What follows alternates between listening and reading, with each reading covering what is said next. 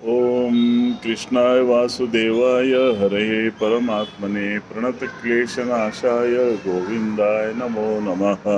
वसुदेवसुतं देवं कंसचाणूरमर्दनं देवकी परमानन्दं कृष्णं वन्दे जगद्गुरुं। कृष्णं वन्दे जगद्गुरुं।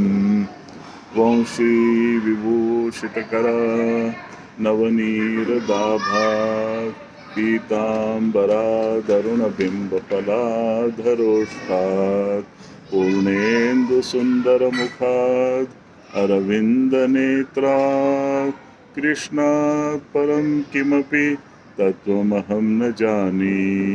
गोपाल कृष्ण भगवान की जय।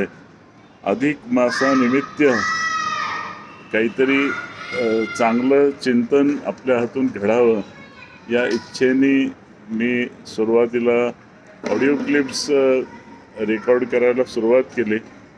त्या ऑडिओ क्लिप्स 20पर्यंत झाल्यानंतर मला काही लोकांनी सुचवलं, म्हणजे माझ्या मुलांनी सुचवलं, एक अजून माझे मित्र आहेत त्यांनी सुचवलं की तुम्ही याला व्हिडिओमध्ये द्या म्हणजे जास्ती मजा येईल. आता व्हिडिओ म्हणजे करायचं म्हणून मग आता हा पहिला व्हिडिओ मी आज करीत आहे. आज आहे दशमी.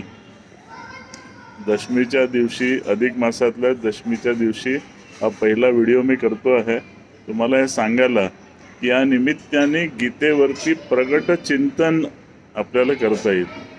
आता प्रगट चिंतन म्हणजे त्यामध्ये अनेक मुद्दे आहेत.